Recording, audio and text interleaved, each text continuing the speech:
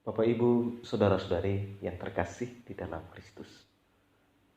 Salam jumpa kembali dengan saya, Romo Adnan Berkanis. Semoga Bapak, Ibu, Saudara-saudari dalam keadaan sehat walafiat. Saya akan menemani kalian sepanjang hari ini dengan renungan yang akan saya suguhkan pada kesempatan ini. Selamat menonton, selamat berefleksi.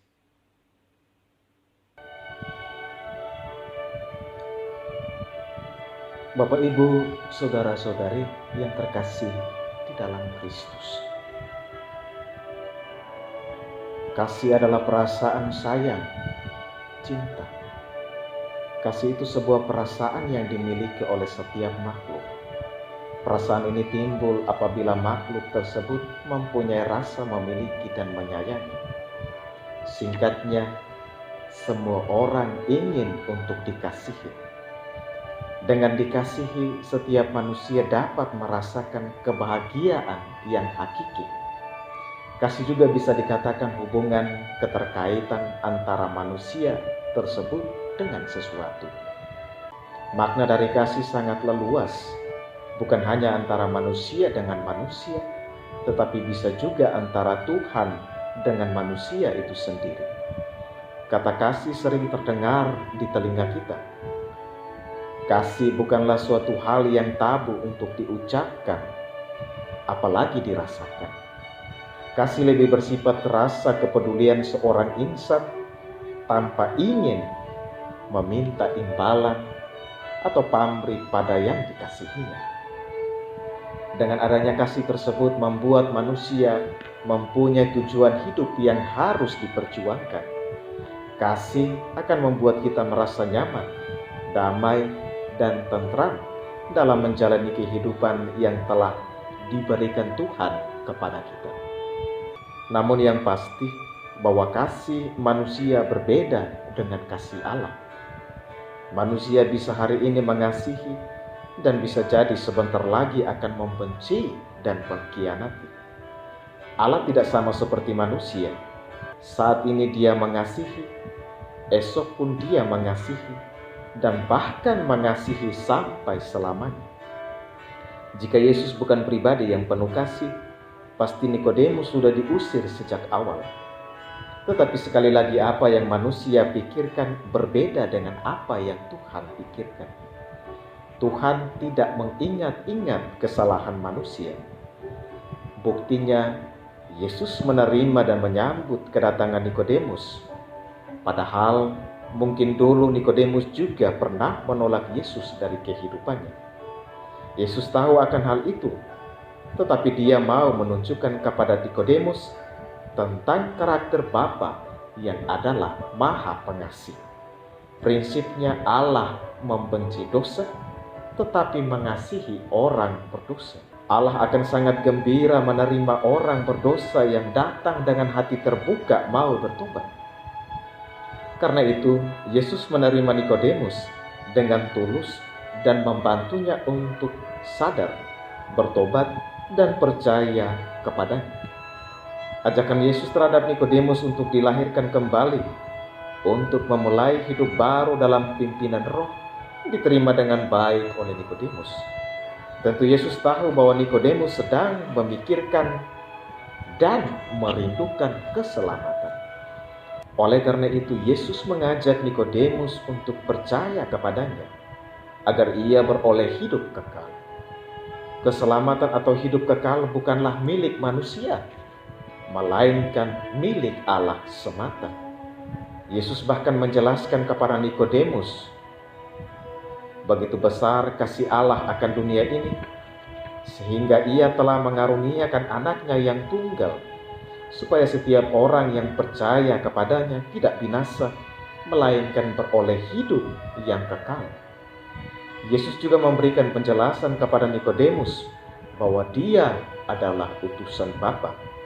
Dia diutus ke dalam dunia bukan untuk menghakimi dunia, melainkan untuk menyelamatkannya. Siapa yang percaya kepadanya tidak akan dihukum, tetapi siapa yang tidak percaya kepadanya akan menerima hukuman. Dia telah datang ke dalam dunia untuk membawa manusia hidup dalam terang. Tetapi manusia lebih suka hidup dalam kegelapan dosa dan lebih suka berbuat kejahatan. Siapa yang berbuat jahat, ia akan berusaha jauh dari Yesus, agar perbuatan jahat itu tidak nampak. Tetapi siapa yang berbuat benar, ia dekat dengan Yesus, karena perbuatan-perbuatannya itu dilakukan dalam Allah. Itu berarti siapa yang menerima Yesus, menerima keselamatan. Sedangkan siapa yang menolak Yesus, berarti menolak keselamatan. Allah menyerahkan putranya yang tunggal ke dalam dunia untuk hidup, sengsara, bahkan wafat di kayu salib, guna menyelamatkan manusia dari kegelapan dosa. Tindakan ini merupakan cinta kasih sejati Allah yang bersumber dari hati yang mengasihi manusia. Cinta kasih Allah ini perlu diwartakan dan diberikan kepada semua orang, dengan tujuan supaya mereka selalu percaya dan taat pada perintahnya. Bapak, Ibu, Saudara-saudari yang terkasih di dalam Kristus, orang yang dalam hidupnya tidak dipenuhi dengan kasih, tidak suka melihat keberhasilan orang lain. Orang yang kehilangan kasih, hidupnya akan dipenuhi dengan benci dan iri hati.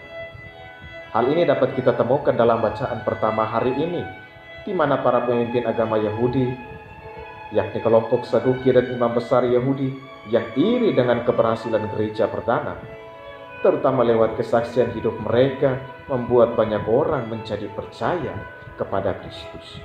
Mereka bahkan melakukan tindakan kekerasan dengan menangkap para rasul dan memasukkan mereka ke dalam penjara kota. Namun, tidak ada satupun di antara mereka yang menyerah, karena mereka percaya bahwa Tuhan selalu menyertai mereka dan sangat mengasihi mereka. Tuhan pun membebaskan mereka dari penjara yang terkunci melalui malaikatnya. Melalui malaikatnya, Tuhan bahkan mendorong mereka agar tetap setia mewartakan Tuhan yang bangkit itu kepada orang banyak. Tuhan malah membuat musuh-musuh mereka kewalahan dan tidak berdaya.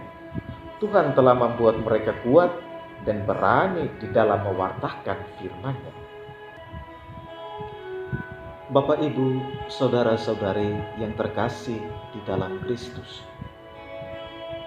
lewat bacaan-bacaan suci hari ini, Tuhan menyadarkan kita bahwa Ia sangat mengasihi kita manusia. Allah kita memilih untuk dikenal sebagai kasih, dan kasih itu nampak jelas dalam relasi Allah dengan kita. Allah mengasihi kita tidak tergantung pada perilaku kita. Walaupun kita berdosa, namun Allah tidak melihat kita dengan perasaan jijik, kecewa, frustasi, atau marah. Allah tidak menjauh dari orang berdosa dengan rasa jijik, tetapi mencari kita, membawa kita kepada penebusan. Allah tidak bisa tidak mengasihi kita. Allah mengasihi Anda dan saya secara mendalam dan melimpah seturut adanya Anda dan saya. Allah tahu kita berdosa, tetapi dosa kita tidak pernah mengurangi kasih-Nya kepada kita. Allah selalu melihat kita dengan mata kasih-Nya. Allah tidak mengizinkan kita menjadi budak atau hamba dosa. Tidak perlu kita takut untuk kembali kepadanya. Tidak peduli apa yang sudah kita lakukan atau tidak kita lakukan, karena kasih Allah tidak bergantung pada perilaku kita. Kita diciptakan sesuai gambar atau rupa Allah. Kita ini rekan, teman, sahabat Allah, dan bukan sekedar makhluk ciptaan Allah. Allah menciptakan dan memilih kita menjadi sahabatnya. Status ini tidak akan hilang walau kita memberontak untuk melawan atau melepaskan diri dari Allah. Kita diciptakan untuk rencana persahabatan. Kita ada karena Allah ingin bersama kita. Saat Allah memikirkan kita, Dia merasa rindu yang mendalam dan tetap untuk persahabatan kita dengannya. Hati kita juga rindu untuk akrab dengannya. Allah kita ingin adanya relasi persahabatan yang dekat dengan kita. Allah itu lebih mirip kekasih ketimbang pribadi berkuasa. Allah membuat kasih-Nya menjadi nyata dengan mengutus Yesus Kristus ke dunia. Yesus Kristus datang untuk menunjukkan bahwa Allah benar-benar mengasihi kita. Yesus Kristus datang untuk membawa kita kembali kepada Bapa atau Allah yang adalah sumber kasih. Kebutuhan terdalam dari semua manusia adalah menyerah diri pada kasih sempurna Allah. Allah hanya bisa dikenal dari kasih. Kita hanya bisa mengalami kasih Allah hanya melalui relasi yang dekat dan pribadi. Kita perlu kenal Allah tidak hanya dengan kepala saja, tetapi juga dengan hati kita. Di dalam hati kita rindu untuk kenal Allah dengan benar, karena hati kita ditarik kepadanya. Kasih Allah adalah mencipta ulang kita dalam gambar kasih-Nya. Allah ingin menjadikan hidupnya, hatinya, kasih-Nya menjadi milik kita. Allah ingin kita seperti dirinya yang mampu mengasihi. Dia ingin kita dikenal sebagai orang yang mengasihi, karena kasih adalah jalan hidupnya. Kasih dan hanya kasih saja yang mampu membuat seseorang rela menyerahkan hidupnya sendiri untuk mengasihi orang lain. Kasih tidak hanya berkata ya pada orang lain, tetapi juga berkata tidak pada diri sendiri. Yesus yang adalah Allah Putra begitu ingin dekat, bersahabat, dan menyatu dengan kita, sehingga Ia mau melewati setiap jengkal kehidupan sebagai manusia dan menjadikannya sebagai bagian dari dirinya sendiri. Bahkan kematian dan kebangkitan Yesus adalah untuk memulihkan persahabatan kita dengan Allah Bapa yang telah rusak akibat dosa kita. Persahabatan kini telah dipulihkan dan telah diperbaharui. Kita kembali seutuhnya menjadi anak-anak Allah, sahabat-sahabat Allah. Sekarang kita kembali memulai persahabatan yang indah dengan Allah lagi. Kristus datang bukan karena kemauan kita, tetapi karena kasih Allah. Kristus tidak hanya ingin ketaatan kita, tetapi juga hati kita. Dia ingin kasih kita dan Dia menawarkan hatinya. Kasih punya kekuatan untuk mengubah manusia. Kasih mendorong tindakan pengorbanan diri yang tulus. Kasih bisa melembutkan hati yang keras. Yang penting dalam hidup ini adalah belajar mengasihi dan dikasihi, karena kasih adalah alasan kita hidup. Bapak, Ibu, saudara-saudari yang terkasih di dalam Kristus, kasih harus mengarah kepada Allah dan juga kepada sesama manusia. Mementingkan diri sendiri sama dengan tidak mementingkan siapapun. Satu-satunya cara yang benar dalam hidup adalah memberi diri dalam kasih bagi orang lain. Anda menjadi bagian dari saya, dan saya menjadi bagian dari Anda sekalian. Kasih tidak bisa mengabaikan keprihatinan terhadap ciptaan Allah yang lain, karena semua manusia punya gambar Allah yang hatinya semakin menjadi hati kita. Kasih Allah kepada kita, dan Dia ingin kita anak-anak Allah saling berelasi, bersahabat satu sama lain. John O'Donohue mengatakan, dalam ciptaan tidak ada yang sepenuhnya sendirian. Tidak ada manusia yang dicipta untuk sendirian.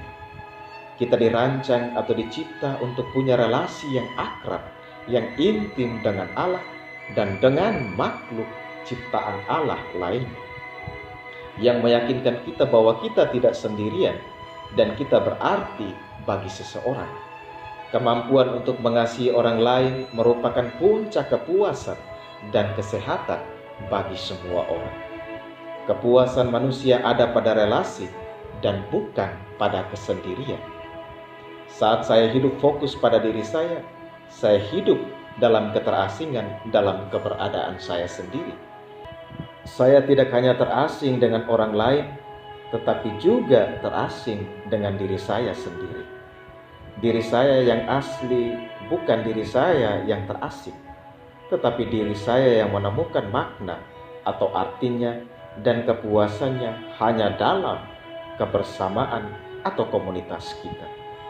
Kita bersahabat bukan karena kemauan atau keinginan kita, tetapi karena hakikat kita diciptakan untuk ada bersamaan dengan orang lain. Namun kita juga mesti mengakui bahwa mengasihi Tuhan dan sesama tak selamanya mulus jalannya, melainkan selalu ada tantangan, ancaman, dan penderitaan. Namun yang pasti, Tuhan selalu mengasihi kita. Tuhan yang mengasihi kita akan selalu hadir untuk membantu kita, untuk menyertai kita. Marilah kita memohon kepada Tuhan agar kita dicurahi kasih-Nya setiap hari, karena kasih bukanlah milik kita, melainkan milik Allah semata. Tuhan mengasihimu sekalian. Amin. Selamat pagi. Stay at home. Salve. Tuhan memberkatimu sekalian. Terima kasih sudah menonton video ini. Jangan lupa like, komen, dan subscribe.